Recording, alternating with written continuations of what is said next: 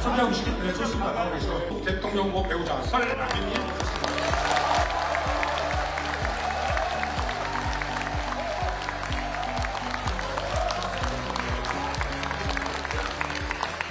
우리 정치에서 영부인의 존재는 오랫동안 검증의 사각지대에 있었습니다.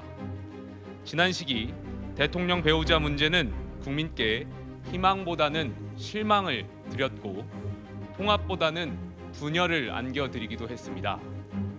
이제는 달라져야 합니다. 이에 국민의힘은 설란영 여사와 김혜경 여사 두 후보 배우자의 TV 토론을 제안합니다. 국민이 대통령을 고를 때 그 곁에 설 사람에 대해서도 판단할 수 있어야 한다는 상식적 요청입니다. 예, 화요일 뉴스 탑10은 바로 2위와 5위가 나왔습니다.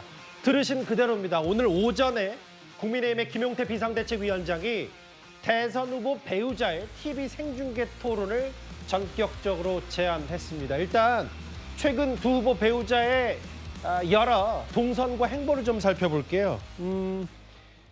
일단 김혜경 씨는 주로 비공개, 종교계 이 행보를 비공개로 하고 있고요. 반면 설란영 씨는 뭐 유튜브 출연도 직접 하고 어제 저희 채널에 인터뷰도 하면서 적극적으로 남편인 김문수 후보 홍보와 지원 유세에 뛰어들고 있습니다. 일단 조용한 내조와 활발한 행보 뭐 이 정도로 압축은 할 수 있을 것 같은데 최인정 변호사님. 김용태 비대위원장이 오늘 배우자도 TV 토론하자라는 제안을 띄운 건 아무래도 이 배우자 간의 대결에서 김혜경 씨가 사법 리스크가 있다 이렇게 판단을 한 겁니까? 있는 그대로 일단 평가해 주셨으면 좋겠습니다. 예. 이런 제안을 했던 배경을 이렇게 밝히고 있습니다. 대한민국 정치 문화 수준을 높이고 예. 국민의 알 권리를 보장하겠다. 이런 게 가장 핵심적인 취지인 것 같습니다. 예. 아시다시피 우리나라 대통령 제하면서 가장 문제됐던 것이 대통령 임기 중에 가족 리스크. 김대중 전 대통령 같은 경우에는 이른바 홍삼 트리오라고 해서 삼형제의 문제, 그리고 또 YS 김영삼 전 대통령 같은 경우에는 소산, 둘째 아들의 문제, 이런 부분들이 계속 문제됐던 것이고, 실질적으로 최근에 윤 전 대통령의 실패에서도 상당한 부분은 또 윤 전 대통령의 부인과 관련된 문제들이 있었던 건 아니겠습니까? 네. 그런 부분에 대한 반성적 고려로서 결국 사법 리스크 내지 가족 리스크를 미리 한번 좀 검증하자라는 취지 아니겠습니까? 예. 그렇기 때문에 이 부분을 무조건 안 된다 할 것이 아니고 국민들의 선택의 어떤 폭을 넓히자, 그런 취지에서 좀 들어주시면 좋겠는데, 민주당 같은 경우에는 코미디 같은 얘기라고 지금 일축하고 있습니다. 예. 그런데 뭐라고 하십니까? 숨기려는 자가 범인이고 검증받지 않으려고 하는 사람에 대해서 검증하는 것처럼 검증하고자 하는데 왜 그것을 거부하죠? 결국은 예. 최근에 있었던 그 지난 대선 과정에 있어서의 그 경기도 법인카드 관련되는 그 김혜경 여사의 사법 리스크, 이런 부분과 관련해 가지고 결국 대놓고 어떻게 보면 본인들이 선거 유세하지 못하고 강제적 조용한 선거 유세, 그런 부분에 대해서 밝혀지는 것을 꺼리는 것이 아닌가. 그렇기 때문에 이 부분에 대해서는 그런 것에 꺼리지 말고 그런 부분 곧 제외하고 정말 그 영부인의 어떤 그 직책, 그리고 영부인의 철학을 한번 국민들에게 예. 같이 한번 호소할 수 있는 그런 자리가 있다고 하면은 나름대로 의미 있는 토론회가 아닐까 생각을 합니다. 그러니까 이제 김용태 비대위원장은 표면적으로는 배우자의 사회적 영향력이 크지만 이거 검증은 턱없이 부족하다라는 표현을 썼어요. 근데 다만 이게 김혜경 씨의 최근에 항소심 벌금 150만 원 건도 있고 사법 리스크를 부각하려는 의도도 깔려 있는 거 아니냐는 해석도 있습니다. 그런데 김용태 비대위원장은요, 이거 제안을 하는 한 3일 말미를 줬는데 이재명 후보와 이준석 후보 즉각적인 반응을 내놨습니다. 좀 전에 봤는데 그러면 이준석 후보는 어떡합니까? 그 말이 되는 얘기를 해야지. 그게 그 당의 문제입니다. 즉흥적이고 무책임하고 대책 없고 신성한 주권 행사의 장을 그런 식으로 장난을 치듯이 이벤트화해서는 안 되는 겁니다. 격에 맞게 말씀하시도록 요청드립니다. 김용태 위원장이 방금 이재명, 김문수 배우자 TV 토론하자 이렇게 주장을 했거든요. 어떻게 보시는지 궁금합니다. 후보님 같은 경우에는 배우자 없으니까 대신 의견을 듣겠다 이렇게 했거든요. 그러니까 제가 말씀드린 게, 국민의힘 있는 사람들은 제발 선거를 이기기 위한 그 대책들을 세워야 되는데 이런 아무 말 대잔치 하면서 지금 선거 이기겠다는 생각이 뭔지 모르겠는데 제가 어제도 얘기했지만 제발 스스로 작전이 안 나오면은 돈 주고 컨설턴트를 쓰든지 했으면 좋겠습니다. 이게 언제까지 이렇게 국민의힘의 망상 때문에 시간 낭비를 해야 되는 것이냐. 김용태 위원장이 앞에 있었으면 저한테 엄청 혼났을 겁니다. 이재명 후보보다 이준석 후보가 꽤 거세게 이런 말도 안 되는 얘기를 하냐라고 직격했어요. 신성한 주권회장을 장난치듯 이벤트화 안 된다. 이재명 후보 이렇게 했고 이준석 후보는 아무 말 다잔치고 뭔가 작전과 전략이 없다면 돈 써서라도 전문가 모셔서 작전 써라고 했습니다. 이현정 의원 생각은 어떠세요? 그러면 뭐 아들 토론회도 하고 딸 토론회도 하나요? 저는 정말 세계에서 이런 유례를 찾아보기가 어렵습니다. 왜냐하면 지금 이제 법적인 지위를 따져보죠. 예. 일단 후보자는 법적인 후보의 대통령 후보입니다. 예. 그렇기 때문에 이거를 검증하기 위해서 여러 가지 어떤 분야에 대한 이제 우리가 토론을 하는 거 아니겠습니까? 근데 배우자는 뭘 갖고 토론하죠? 주제가 뭘까요? 아마 우리 김종성 앵커가 사회를 많이 봤으니까 만약에 이 부인들께서 나오신다 그러면 어떤 질문을 할까요? 배우자 토론 저 시키시는 거예요? 아니 그러니까 예. 만약 하게 되면 예. 저는 아무리 생각해도 어떤 걸 질문해야 될지 머릿속에 떠오르지 않습니다. 예. 그리고 두 분이 해야 될 법적인 아무런 이유가 없습니다. 자, 검증을 하면 그냥 예. 그쪽 상대방에서 문제가 있으면 그분의 검증해서 이야기를 하면 되는 거예요. 근데 그거와 두 사람이서 이 공식적인 토론을 하는 것하고는 전혀 다른 주제입니다. 예. 자, 그럼 두 분이서 만나서 뭐 대북 문제를 토론할 겁니까? 경제 문제를 토론할 거예요? 아니면 뭐 사생활 문제를 토론할 겁니까? 그러니까 저는 이게 도대체 김용태 비대위원장이 뭘 토론하자고 이런 걸 제안한지 모르겠습니다. 뭐 일견, 예를 들어서 지금 김혜경 씨의 어떤 이 범인 카드 이 예. 문제를 뭐 하기 위해서 뭐 공세를 한다면 뭐 그런 이해를 하겠어요. 예. 근데 그거는 지금 이미 재판을 받아서 이미 좀 항소심 선고 결과 나왔잖아요. 예. 근데 그거를 부각시키는 그냥 자기들이 하면 되는 것인데 예. 이거를 토론회 하는 거하고는 전혀 다른 차원이거든요. 지금 이야기했지만 그러면 이준석 후보는 누가 나옵니까? 어머니가 나옵니까? 예. 그러면 자녀들은요? 자녀들도 토론을 해요? 그러니까 이게 지금 선거가 뭔가 이게 지금 배우자가 무슨 파트너나 지금 함께 선거하는 이런 뭐 부통령 이런 게 아니지 않습니까? 예. 아무리 그동안 우리가 부인의 리스크가 많다 하더라도 그 접근 방식이 이렇게 토론을 한다는 것 자체는 예. 제 머릿속으로는 상상할 수 없습니다. 예. 근데 이 부분은 좀 달리 접근해야 될 필요성이 있습니다.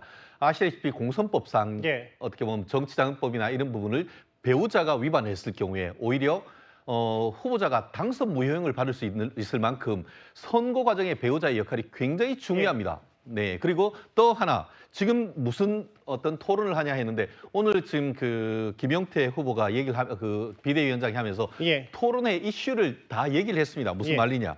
어떻게 보면은 그 여성과 아동, 장애인과 그 노인 등 사회적 약자를 위한 정책 그리고 철학은 물론 영부인의 역할과 책임에 대한 각자의 견해를 국민들 앞에 한번 얘기하고 싶다라고 예. 하는 겁니다. 그렇기 때문에 이런 부분에 대해서 정말 영부인으로서의 역할, 실제 어땠습니까? 김대중 전 대통령 같은 경우에는 본인의 영부인 돌아가신 이휘 여사님을 미국에 보내서 유엔에서 연설도 하게 하셨고 지난번 그 문재인 대통령 때 같은 경우에는 알겠습니다. 김정숙 여사가 에어포스 1을 타고 타지마할까지 갔다 오신 이런 나름대로의 민간 역할을 하는 겁니다. 예. 그런 부분에 대한 자격이 있는지 여부에 대한 검증하겠다는 것은 민주주의의 국민의 선택의 자유를 넓히는 거 아니겠습니까? 왜 거부하죠? 알겠습니다. 김용태 비대위원장 여기서 굽히지 않았어요. 이재명, 이준석 두 후보가 즉각 그 제안을 단칼에 거절했지만 과거 이 발언, 그러니까 김혜경 씨가 과거 했던 언론 인터뷰 내용을 소환했습니다. 김용태, 김문수 국민의힘 인사들의 목소리 한번 들어보겠습니다. 후보자, 배우자 토론을 제안하셨는데 곧바로 이재명, 이준석 후보께서는 바로 단칼에 거절을 하는 발언을 공식적으로 하셨습니다. 이에 대해서 후속적으로 어떻게 대응하실지 궁금합니다. 2022년경으로 그때도 김혜경 여사께서 배우자 검증을 먼저 말씀하신 바가 있는 걸로 기억을 합니다. 여러 가지 형식에 구애하지 않겠습니다. 아마 김혜경 여사께서도 영부인에 대한 검증에 대해서 중요성을 익히 알고 계셨기 때문에 2022년도에 먼저 말씀하신 걸로 기억을 합니다.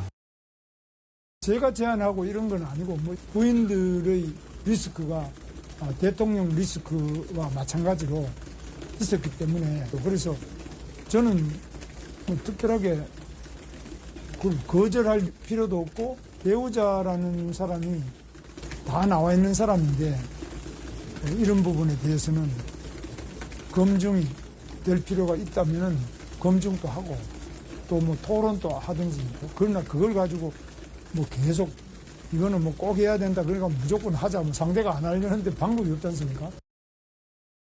뭐 상대가 안 한다는데 방법이 있겠냐라고 했지만 김진욱 대변인 아예 그 김용태 비대위원장 과거 이제 김혜경 씨 이 언론 보도를 소환했어요. 대통령이란 권한에 영향을 미칠 수 있는 사람은 무한 검증해야 된다. 검증은 끝까지 끝없이 해야 된다는 얘기를 하면서 그럼 왜 토론 왜 안 받으느냐 뭐 이런 얘기를 하는 것 같아요.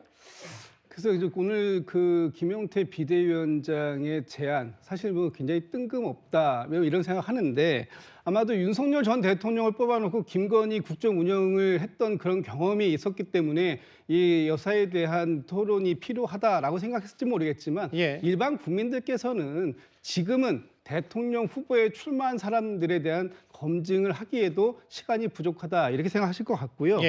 지금 김용태 비대위원장이 얘기하는 거 사실상 런닝메이트 뽑는 것처럼 들리는데 그렇게 안 하셔도 지금 설란영 여사께서 가는 곳마다 김혜경 여사에 대한 공격 많이 하고 계시지 않습니까? 그냥 계속 하시면 될 것 같고 또 하나는 지금 김용태 비대위원장이 밝혀야 할 건 김건희 여사에 대한 특검법을 어떻게 할 거냐는 것이에요. 지금 국민의힘에서 김건희 여사 특검법 4번이나 반대하지 않았습니까? 거기에 김용태 비대위원장도 뭐 기권하는 등 해서 사실상의 동의를 했는데 지금 국민들께서 궁금한 건 언제쯤 김건희 여사에 대한 특검법이 통과될 수 있느냐 하는 부분이니까 그 부분에 대한 답도 좀 해주셨으면 좋겠습니다. 그러니까 지난 대선을 앞두고 한 언론 인터뷰를 김혜경 씨가 했을 때 무한 검증 대상에 그런 부인도 포함되냐 그렇다고 했던 걸 김용태 비대위원장이 소환한 것 같아요. 오늘 정치권에서도 이 이른바 전격적인 TV 생중계 토론 제안에 대해서 옥신각신했습니다. 다음 화면을 좀 보겠어요. 그 이도학 의원님. 아니 배우자 월권 문제도 있으니까 여기서 월권 문제라는 건 국민의힘도 여러 뭐 김건희 여사 논란에 대해서 본인들도 스스로 인정하는 게 있겠죠. 성향과 성품 알아보는 건 괜찮다. 아니 김혜경 씨 항소심에서 150만 원 선고받지 않았냐. 이건 이재명 후보의 도덕성과 직결된 사안이라고 했고 김건희 여사를 모시더니 배우자를 대통령으로 인식한다. 야당의 바로 비판도 이렇게 나왔습니다. 저렇게 할 수밖에 없는 게요. 저 공격을 하려면 일단 메신저가 바로 서야 됩니다.